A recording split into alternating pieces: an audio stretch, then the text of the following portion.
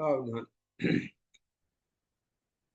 जय श्री ओम नमः सिद्धेभ्य। ओम नमः सिद्धेभ्य। ओम नमः सिद्धेभ्य।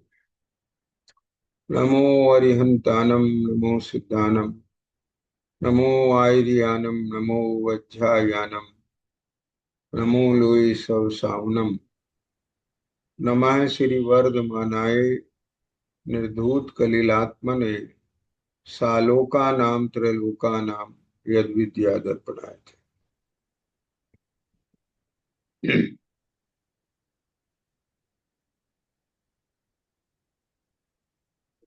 अपनी कक्षा में जो विषय चल रहा है वो सम्यक दृष्टि के 8 अंग का चल रहा है। आचार्य समदभद्र स्वामी कहते हैं कि जो सम्यक दृष्टि जीव होते हैं उनके निसंकित आदि 8 अंग प्रकट हो जाते हैं।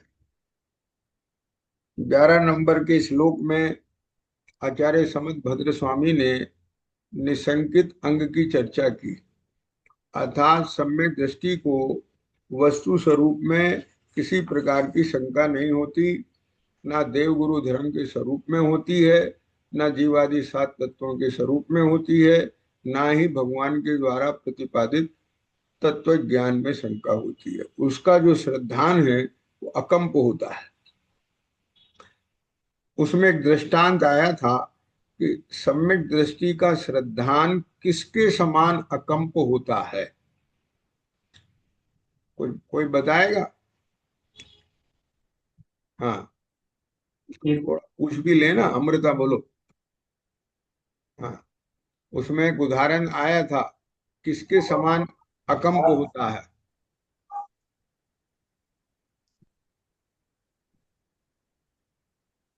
यस, कौन बोलेगा? बाहुबली तो बहुत दिन बाद आए हैं आज शायद, हैं? वो पहले की कक्षाओं में नहीं थे। हम्म। और कोई बताने की कोशिश करेगा?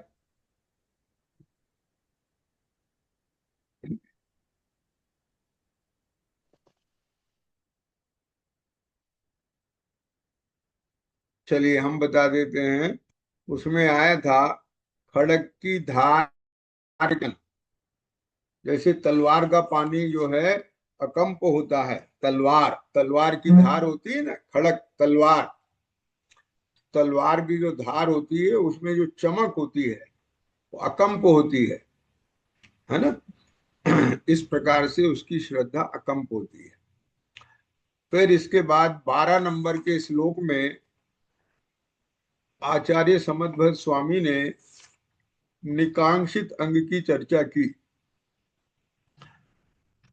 निकांक्षित अंग की चर्चा में आचार्य देव ने कहा कि सम्यक दृष्टि जीव को इंद्रिय सुख में सुख पाने की आस्था नहीं होती है।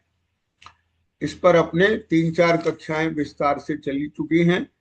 आज अपन श्लोक क्रमांक 13 के आधार से निर्विचिकित्सा अंग की चर्चा करेंगे।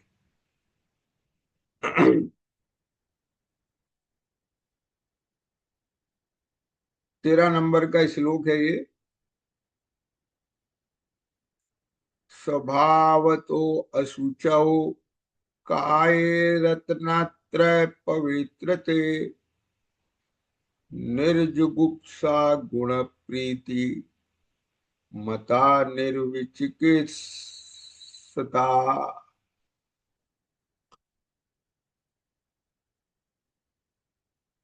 यह है मनुष्य पर्याय।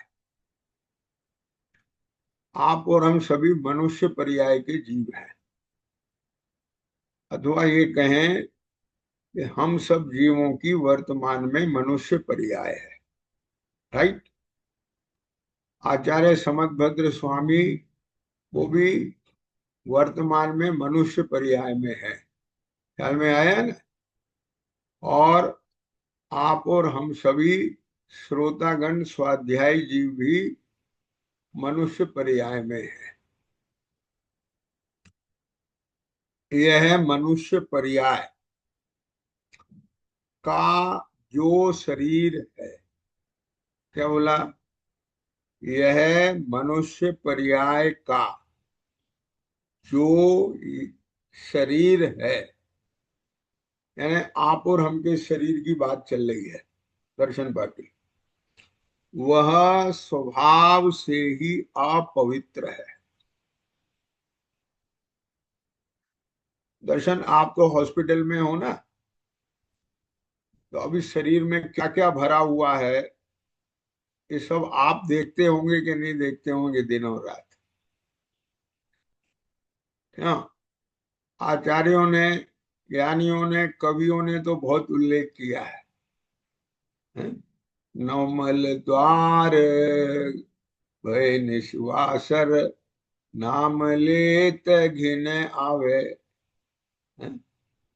नाम लेने से ही ग्लानि भाव आ जाता है।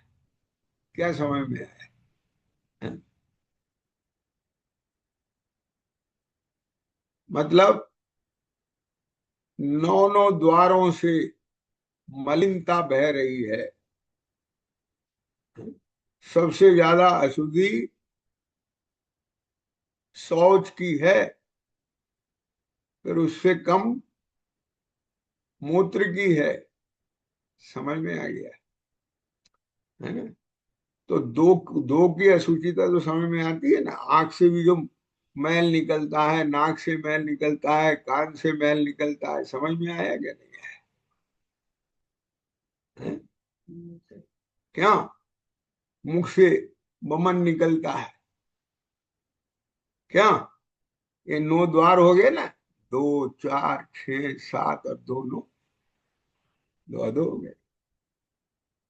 तो इस शरीर में से सब जो निकलता है गंदगी, उसका नाम लेने में घृणा होती है, और दिख जाए तो देख नहीं सके। बात समझ गए?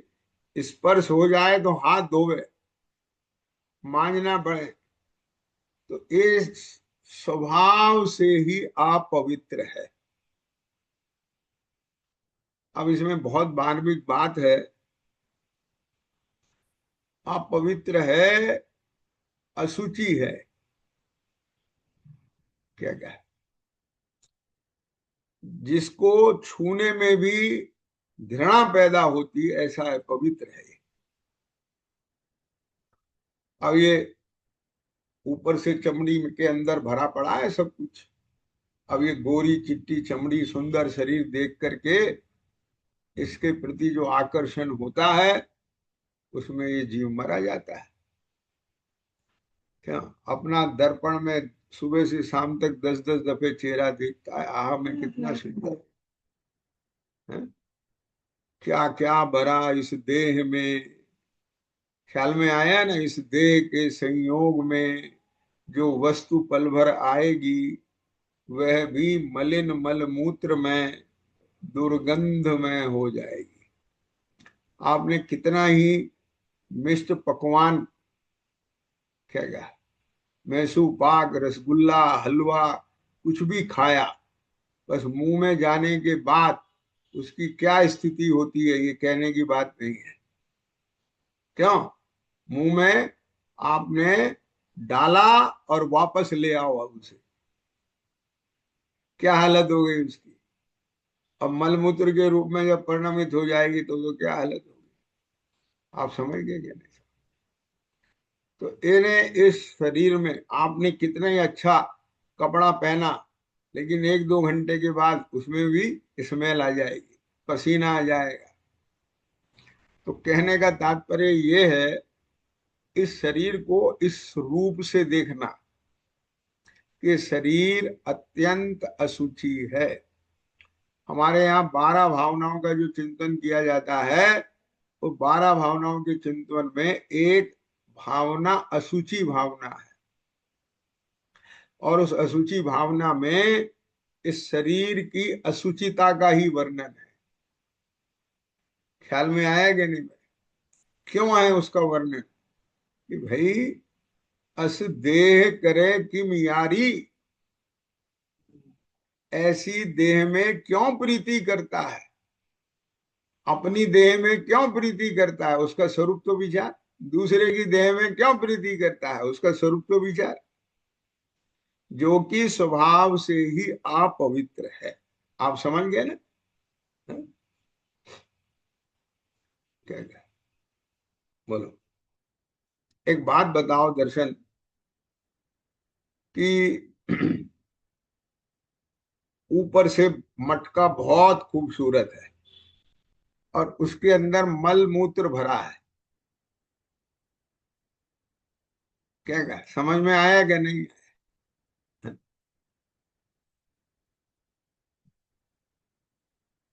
देखो, एक कथा आती है, घटना आती है कि उसमें कोई व्यक्ति किसी स्त्री पर मोहित हो गया। समझ गए? और उस स्त्री को उसके परिणाम समझ में आ गए, और वो बहुत सामने वाला प्रभावशाली है, राजा है, राजपुत्र है, जो भी है। तो अब उसने, वो आया, तो उसने कहा ठीक है।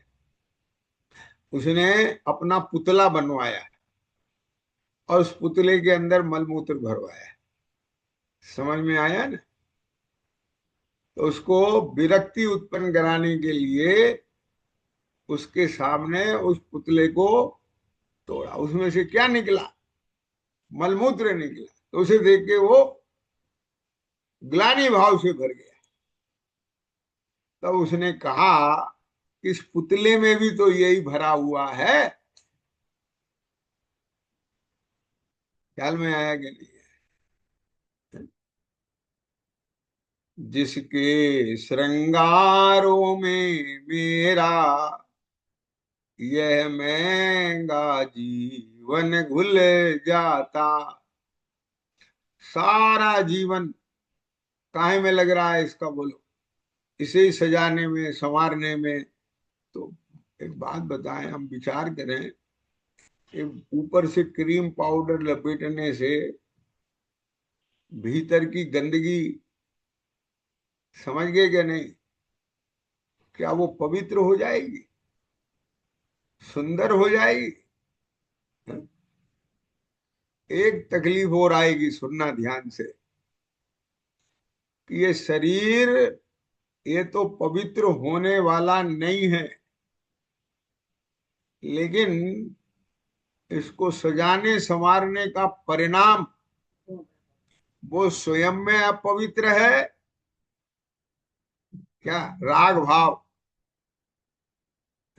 अमर्यादित हो तो और निंदनीय है। दूसरों को दिखाने के लिए सजाना संवारना, समझ गए ना? और इसे देख देख करके फिर राग करना, तो वो राग भी अपवित्र है।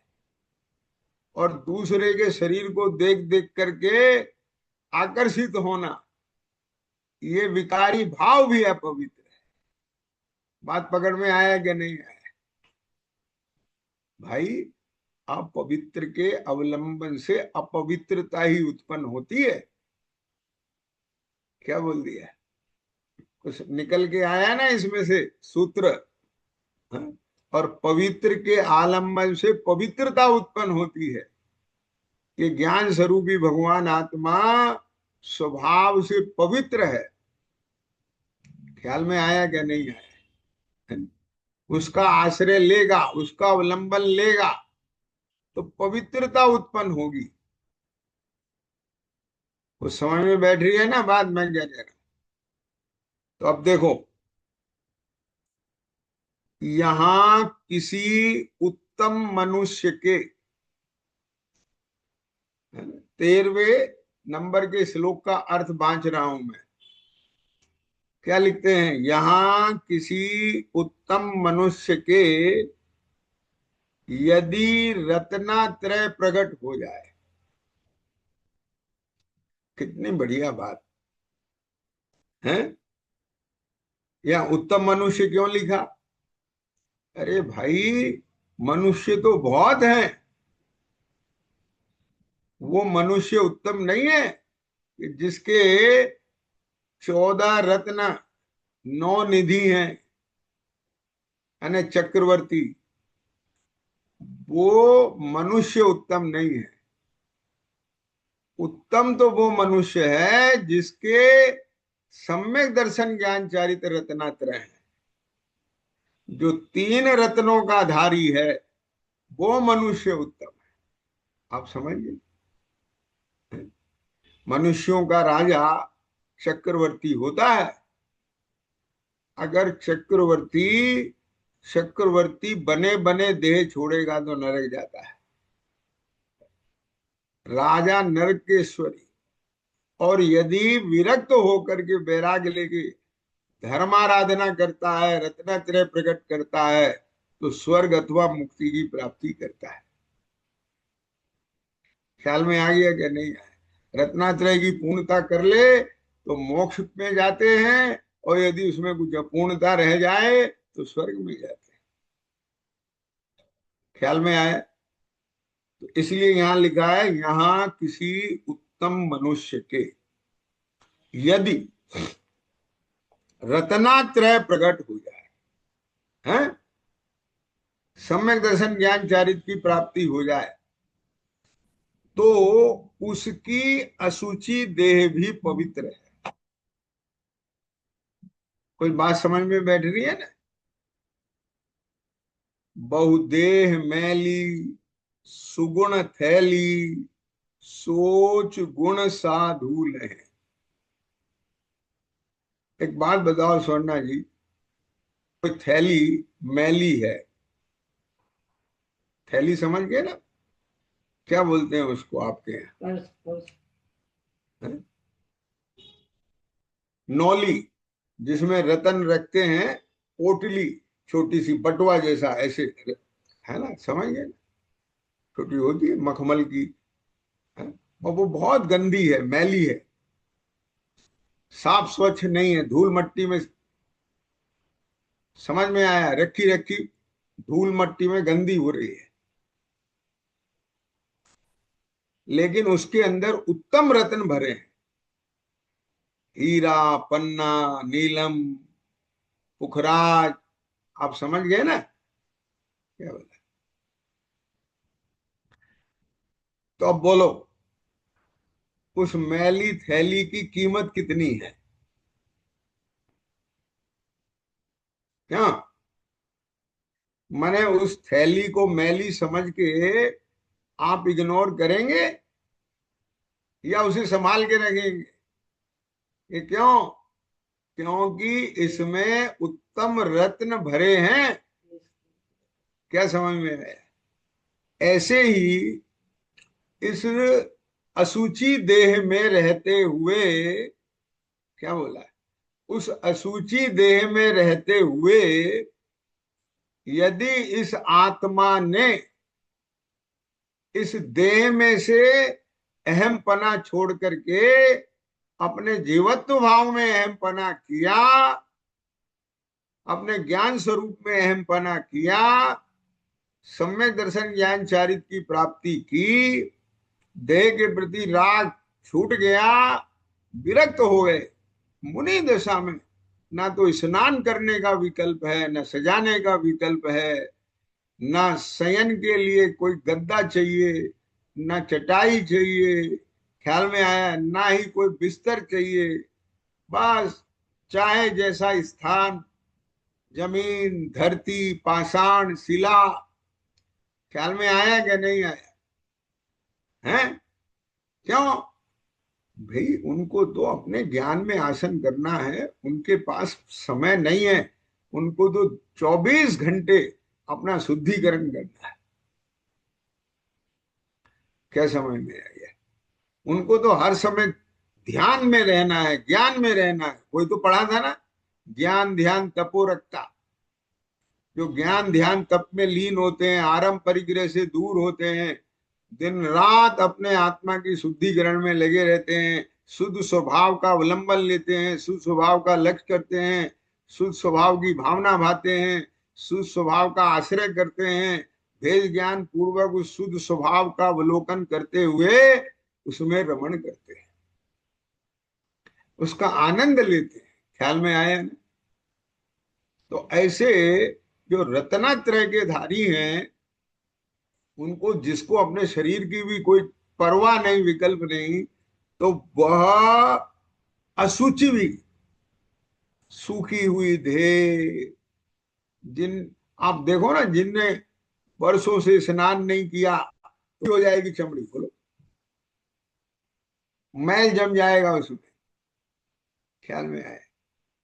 धूल मट्टी से सनी हुई है, ख्याल में आया कि नहीं है? तो बाहर, अंदर तो है ही सबके घर भरा हुआ, लेकिन बाहर को देखते ही नजरे घुमा ले अज्ञानी लोग, क्या क्या, आप समझ गए? हैं? क्या बोला? शरीर में कुष्ठ रोग हो जाए, कोई ऐसे रोग हो जाए, उससे शरीर दुबला हो जाए, हड्डियां हड्डियां निकल जाए, ख्याल में आया है ना? ऐसी ऐसी शरीर की अवस्थाएं हो जाए, तो भी धर्मात्मा जीव उनके ऐसे शरीर को देखकर ग्लानि नहीं करते। क्यों नहीं करते? अब मैं आपसे अभी सवाल किया था कि वो जो मैली थैली है, क्या कहा, है? जिसमें रत्न भरे हैं, वो मैली थैली ग्लानि करने लायक है, फेंकने लायक है, कि संभालने लायक है? आपने कहा अनमोल है वो, है? क्या कहा? तो ऐसे ही जिस शरीर में रह करके जो आत्मा रत्नात्रय से सुशोभित है, क्या कहा, तो वो देह भी पूज्य हो जाती है। क्या बोला? हम नमस्कार किसको करते हैं, बताइए? वास्तव में देखा जाए तो हम नमस्कार उस आत्मा को करते हैं जो रत्नात्रय से युक्त है, लेकिन वो आत्मा नहीं दिखती, बाहर में शरीर दिखता है, समझ में आया है ना? तो शरीर भी पूजा जाता है, लेकिन शरीर ही नहीं पूजा जाता है। यदि उस शरीर के अंदर, उस थैली के अंदर रतन ना हो, तो उसे कौन संभाल के रखेगा? उसकी क्या कीमत है? कोई कीमत नहीं। समझ में आ रहा है कि नहीं आ रहा है? देखो, मैं आपको एक उदाहरण बताता हूँ, अदरवाइज नहीं लेना, अन्यथा नहीं लेना, मैं केवल समझाने के लिए ये बात कह रहा हूं। क्या? एक बहुत बड़े संगीतकार हुए हैं, नाम लेना उचित नहीं है, ठीक? चेहरा आप देखेंगे एकदम काला, ठीक? और कर्मोदय से, आप समझ गए ना, उनको नेत्र की ज्योति नहीं मिली। क्या है? आप समझ रहे हो मेरी बात? मैं जो कहने की कोशिश कर रहा हूं, जहां से जितना बोल रहा हूं उसे समझना। और चेहरा भी देखने में कोई बहुत आकर्षक और सुंदर नहीं, लेकिन गीतकार, आवाज की मधुरता, उसके पीछे लाखों लोग,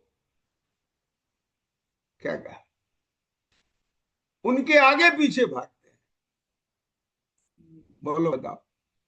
अब मैं आपसे पूछता हूं, उन्हें गीतकार दिखता है, संगीतकार दिखता है, या वो काला कलूटा आदमी दिखता है?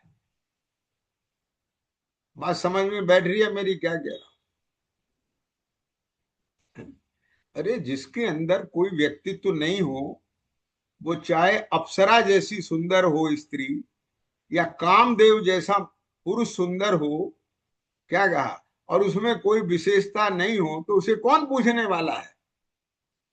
बात समझ में बैठी कि नहीं बैठी? अरे ध्यान से सुनना। उन महाव्रती और अणुव्रतियों के, जो भी व्रती जीव हैं, मोक्ष मार्गी जीव हैं, जिनके रागादि इतने मंद होते जा रहे हैं, जिनको अपने शरीर की कोई चिंता नहीं, विकल्प नहीं, शरीर की स्थिति ऐसी बनती जा रही है, लेकिन दिन रात उनका आत्मा कुंदन की तरह से चमकता जा रहा है। क्या बोला? समझ में बैठ रही है ना? एक देह को सुंदर बनाने में लगा है और एक अपने आत्म तत्व को सुंदर बनाने में लगा है। अब बोलो कौन सा आत्मा ज्ञानी और कौन सा ज्ञानी? एक आत्मा इस शरीर को संभालने में लगा है, यही मैं हूं, इसी की सुंदरता में, सौंदर्यता में ही लुप्त है। और एक अपने गुणों को सुंदर चमकाने में लगा है, जिसके ऊपर मोहराग द्वेष की धूल आ गई। बात समझ में? क्यों भैया, एक बात बताओ, जब ये आत्मा इस शरीर को छोड़ के जाएगा तो अपने अनंत गुण के साथ जाएगा या इस पुद्गल परमाणु में शरीर को साथ लेके जाएगा? बात समझ में बैठे ना? क्या क्या क्या बोला? फिर से बोल रहा हूं। जब ये आत्मा इस शरीर को छोड़ के जाएगा, दूसरी लोक में जाएगा ना, तो ये साथ में जाएगा या अपने गुण साथ में जाएंगे? अब हमने इस शरीर में रहते हुए इस अवसर में यदि अपने गुणों को स्वच्छ नहीं किया, गुणों की सफाई नहीं की समय रहते हुए, तो हम मलिनी लेके जाएंगे ना। क्यों? क्या ख्याल में है? और जिसको सजाते संवारते पूरा जीवन बीत गया, ये तो चिता में जल के खाक हो जाएगा क्या नहीं हो जाएगा? तो समझदार 10-10 दफे नहाने वाले, क्रीम पाउडर लगाने वाले हैं, या समझदार इस देह की चिंता नहीं करने वाले हैं, इसको सजाने संवारने में अपना योग उपयोग बर्बाद नहीं करने वाले हैं, हिंसात्मक सौंदर्य प्रसाधन में नहीं लगने वाले हैं, ऐसे ग्रस्त, और जिन्होंने जीवन भर स्नान करने का त्याग कर दिया है, क्यों, ऐसे महाव्रती, तो वो काहे में लग गए? क्यों इसके समय को काटा है? क्यों इसका राग टूटा है? तो कहाँ लगा है उनका उपयोग? कि रत्नात्रय की आराधना में, रत्नात्रय की साधना में। आप समझ में बैठ रहा है ना मैं क्या कह रहा हूं? क्यों भाई, एक बात बताओ, बहुत बहुत कॉमन सी बात है, आप लोग जो स्टूडेंट हैं वो समझ जाएंगे। अमृता बेटा, एक बात बताओ, एग्जाम तैयारी कर रहे हो तो तुम दिन में कितनी बार दर्पण देखते हो? कितनी बार ड्रेस बदलते हो? कितनी बार सस्ते समझते हो? क्या कि पढ़ाई में लगे रहते हो? बताओ। समझ में आया क्या नहीं आया? बोल। क्या? अगर अपने घर में कोई बीमार हो जाए, हॉस्पिटल में एडमिट हो, तो उसकी सेवा परिचर्या में लगे रहते हैं कि सजने संवरने में लगे रहते हैं? क्या? हर समय उसी का ही रहता है ना ध्यान। रोग है, रोगी है, उसकी सेवा करना है। क्या कहा? तो ऐसे ही मुझे भी मोह का रोग हुआ है, अज्ञान का रोग हुआ है, कषाय का रोग हुआ है। मुझे स्वस्थ होना है। ख्याल में आ रहा है ना? क्या कह रहे हैं? महेश नहीं दिख रहे हैं आज मुझे, कहा? क्यों? सुवर्णा जी समझ में आ रहा है? तो जब अपना ध्यान इसमें लग जाएगा तो कहीं से हटेगा कि नहीं हटेगा? तो सबसे ज्यादा ध्यान कहाँ लगा है लौकिक जीवों का, संसारी जीवों का? शरीर में। तो यहां से हटेगा, तो जिनका हटेगा तो शरीर की परवाह नहीं रहेगी। क्या? तो शरीर की स्थिति कुछ विकृत होगी कि नहीं होगी? ख्याल में आ गई बात मैंने क्या कहा? तो जितने भी व्रती हैं, उनके, महाव्रती हैं, उनके शरीर की मलिनता को देखकर, रोग आदि के कारण शरीर की ऐसी स्थिति को देखकर धर्मात्मा जीवों को ग्लानि नहीं आती। ख्याल में आ गया क्या? नहीं, बल्कि उनके प्रति अत्यंत प्रीति रहती है। उसका नाम निर्विचिकित्सा अंग है। बात बैठी कि नहीं बैठी समझ में? देखो एक बात बताओ मुझे, दर्शन, हॉस्पिटल में नर्सिस होते हैं कि नहीं होती? वहां हॉस्पिटल में नर्स है, ठीक। वहां जो भी रोगी आता है तो नर्स उसकी सेवा केयर करती है कि नहीं करती है? क्यों भाई, एक बात बताओ, अगर नर्स उनसे ग्लानि करे, क्या क्या, तो उससे नर्सिंग कराओगे? कौन कराएगा?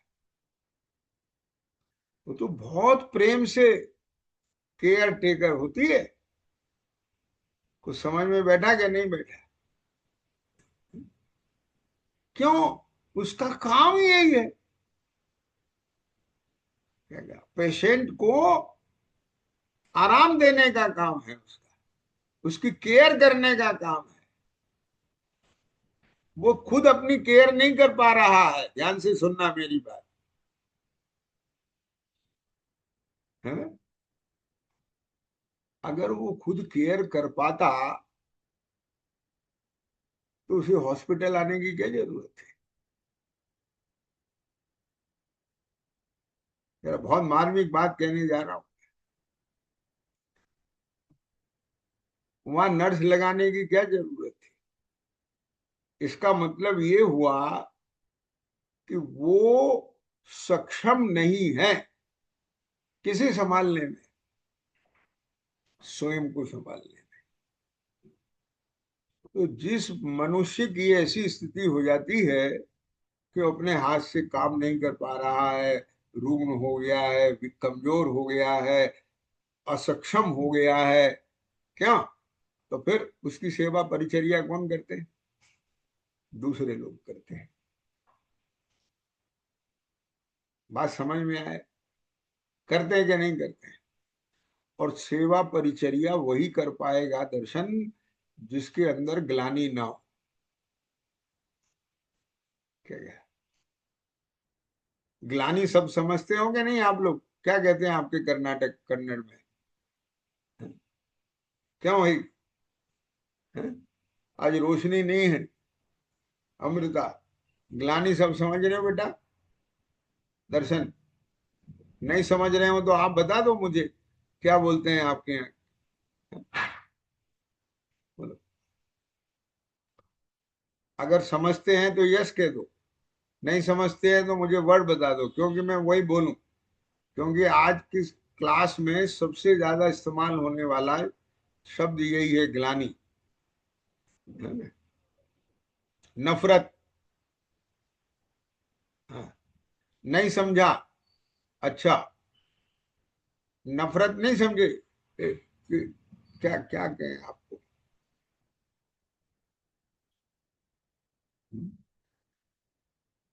सोना जी, आप समझते हैं क्या कर्नाटक में क्या बोलते हैं? आप मुझे बताओ क्या बोलते हैं। हम्म, तिरस्कार। तिरस्कार समझते हैं? क्या दर्शन? हम्म, तिरस्कार। तो, तो उसका तिरस्कार करते हैं क्या? क्या? जिसके शरीर की स्थिति ऐसी हो गई, आप उसका तिरस्कार करते हैं? कि सत्कार करते हैं, सेवा करते हैं, केयर करते हैं उसकी। बोलो, आगे समझ में क्या नहीं आया? अब मेरी बात ध्यान से सुनना।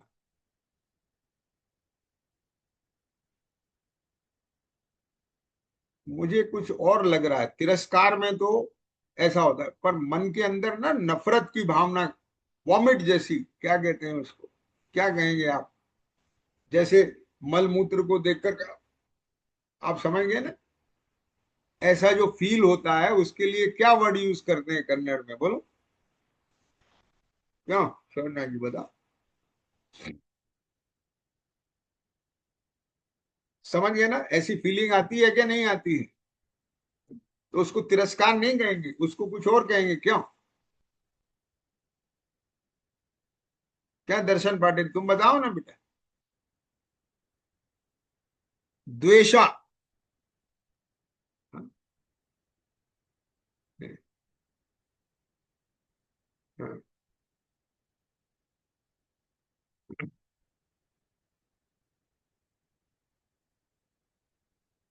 क्योंकि यदि मुझे ये वर्ड सही नहीं बताया आपने, तो आप लोगों को आज का सब्जेक्ट पकड़ में नहीं आएगा।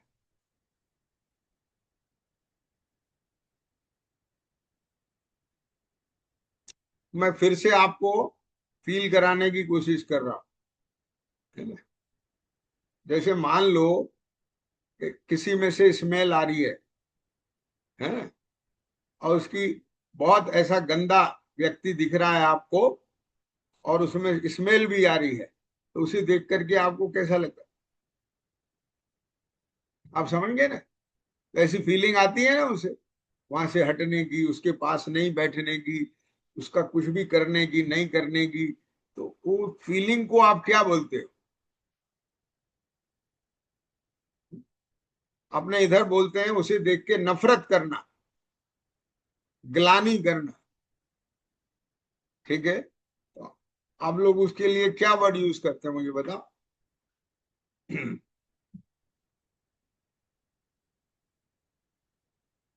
हेजिज, भावने।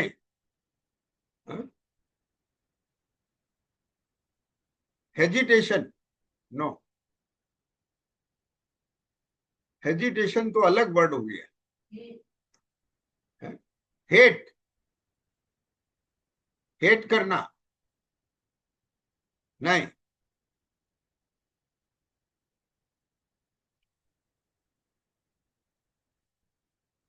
हिजाइज, हिजाइज। चलिए, फीलिंग डर्टी। चलो, मेरा मतलब समझ में आ रहा है कि नहीं आ रहा है दर्शन तुम्हें? हाँ। तो यहाँ क्या कह रहे हैं देखो,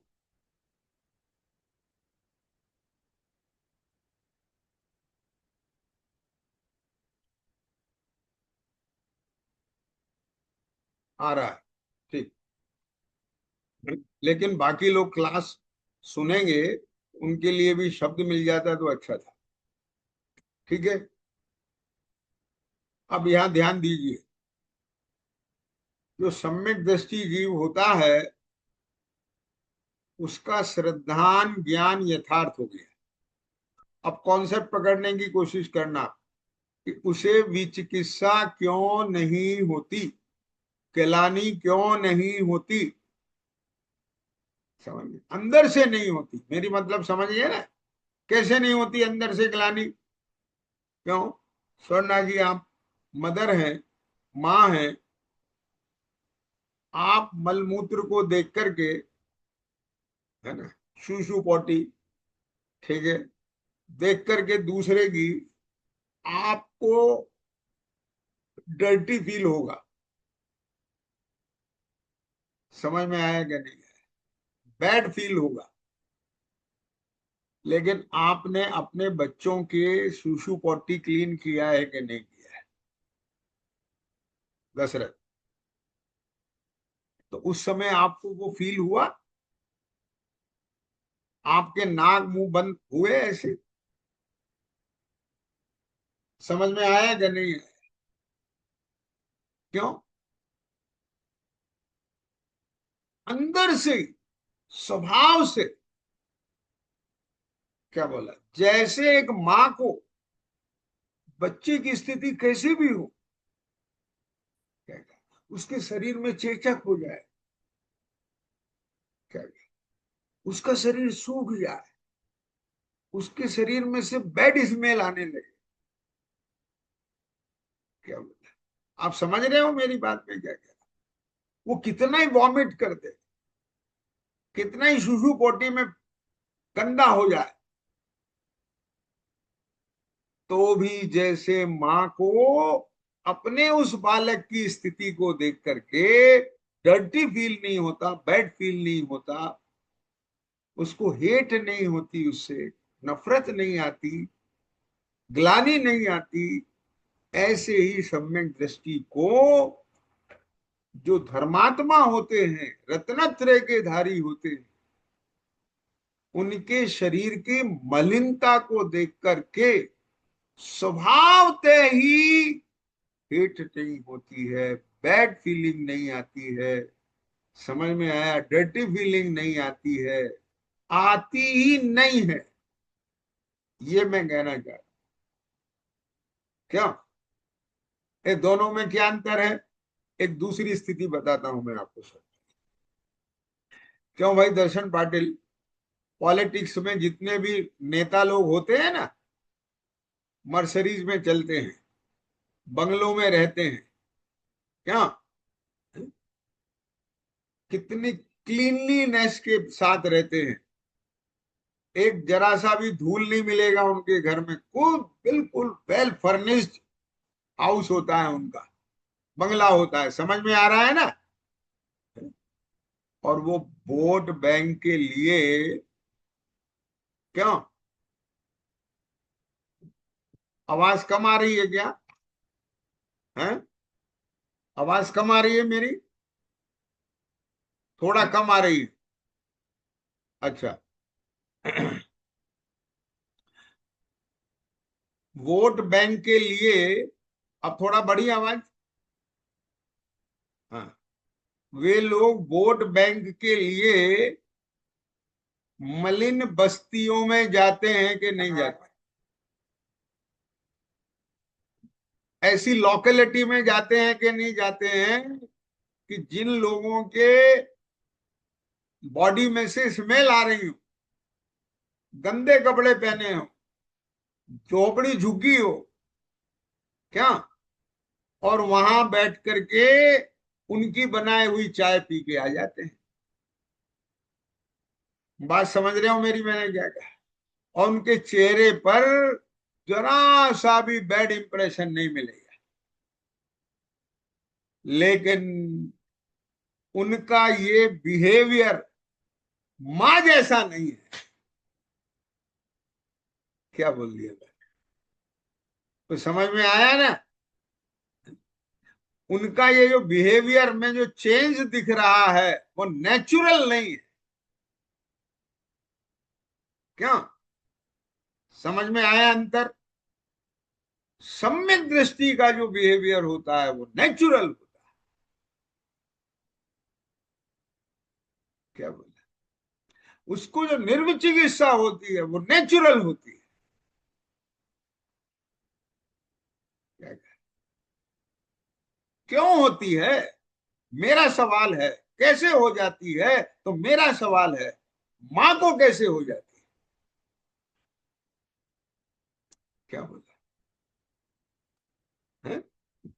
मेरा ये सवाल है कि एक माँ को कैसे हो जाती है? तो जब एक माँ को हो सकती है, हाँ, आ रहा है समझ में? जब एक माँ को हो सकती है तो सम्यक दृष्टि को क्यों नहीं हो सकती? क्या बोले? सम्यक दृष्टि का ज्ञान, देखो माँ तो मोह में आती है, मेरा बच्चा, जहां मोह होता है वहां कुछ नहीं दिखता है। क्या बोला? और जहां पूरा वस्तु स्वरूप होता है वहां मोह नहीं होता। क्या कहें? ये बात सही है कि माँ में ममता होती है, लेकिन सम्यक दृष्टि में गुणे अनुराग होता है। सम्यक दृष्टि में वात्सल्य होता है। सम्यक दृष्टि में प्रेम होता है। सम्यक दृष्टि में धर्मात्माओं की भक्ति होती है। क्या समझ में आया? और वो नेचुरल होती है। आप मेरी बात समझ रहे हो या नहीं समझ रहे हो? क्या कहा भैया? ये सम्यक दर्शन, ये एक ऐसा कॉन्सेप्ट है, ये एक ऐसा गुण है, ये एक ऐसा रत्न है कि जिस रत्न के प्रकट होते ही पूरा का पूरा रत्नाकर, ओहो, क्या कहें, जैसे हरित मणि के निमित्त से पूरा सरोवर हरा हो जाता है, ऐसे ही सम्यक दर्शन के निमित्त से यह आत्मा मोक्ष मार्गी हो जाता है। ये सम्यक दर्शन हल्की चीज नहीं है। ये सम्यक ज्ञान हल्की चीज नहीं है। जिस सम्यक ज्ञान और सम्यक दर्शन की ताकत पर, बेस पर, नींव पर, फाउंडेशन पर चारित्र का मैल खड़ा होता है। इसलिए जो सम्यक दृष्टि जीव होता है उसमें ये निर्विचिकित्सा गुण होती है। निर्विचिकित्सा, जिसमें विचिकित्सा का अभाव हो। विचिकित्सा माने हेट, विचिकित्सा माने नफरत, विचिकित्सा माने ग्लानी, विचिकित्सा माने डर्टी फील, बैड फील। आप समझ गए क्या? नहीं समझ में आ गया? हेटनेस, नफरत, ग्लानी, क्यों? तो वो ना होना, उसका नाम है निर्विचिकित्सा। अब एक बात बताइए मुझे, अब हम थोड़ा सा इस चीज को और एक्सप्लेन करते हैं।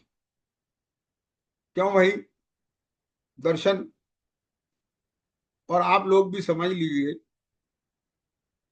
हॉस्पिटल में डॉक्टर ओटी में ऑपरेशन करता है। तुम गए हो कभी ओटी में? गए हो? वो यहां से पूरा खोल देता है। उसमें क्या दिखाई देता है? स्वर्णा जी समझ में आया क्या नहीं आया मैंने क्या कहा? एक दफा मेरे लोअर पार्ट में, यहां से नीचे एक सर्जरी हुई, तो अब उतना हिस्सा सुन गया, मैं होश में था। उन्होंने मेरे सामने ऐसे कपड़ा ढक दिया पूरा। आप समझ रहे हैं ना? तो दर्शन पाटिल, उधर दीवार पे एक मिरर लगा हुआ था। क्या है? डॉक्टर समझ रहे थे कि पेशेंट को कुछ नहीं दिख रहा, और मैं मिरर में सब देख रहा था। क्या है? समझ रहे हो मैं क्या कह रहा हूँ?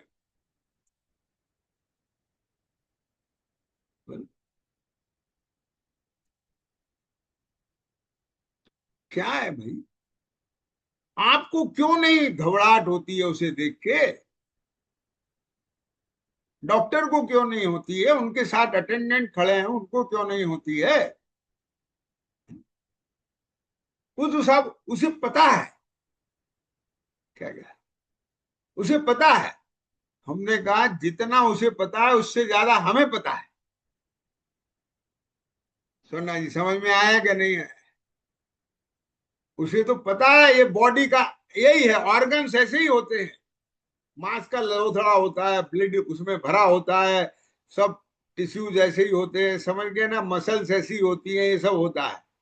हमने कहा हमें इतना ही नहीं पता है, हमें ये भी पता है कि ये शरीर मैं नहीं हूं। क्या क्या? तो जैसे तुम देख रहे हो ऐसे हम भी देख रहे हैं तमाशगिर की तरह से, उसमें क्या बात है। तो समझ में आया है मैं क्या कह रहा हूं? इसका मतलब क्या निकल के आया कि जिसको स्वरूप का पता होता है, जिसके ज्ञान में वो कॉन्सेप्ट होता है, मेरी बात समझना, जरा बहुत मार्मिक बात कह रहा हूं, दर्शन पर, क्यों उनके परिणाम बिगड़ते हैं क्या? बोलो मुझे बताओ, दर्शन समझ रहे हो कि नहीं समझ में आया?